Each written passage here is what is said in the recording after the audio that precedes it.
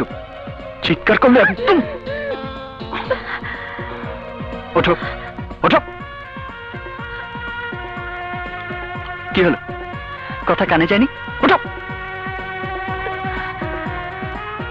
ভেবেছিলে তোমার কমিশনার ভাইকে দিয়ে মার খাওয়ালে তোমাকে আমি ভুলে যাব? এত সোজা? আমাকে তুমি চেনো না।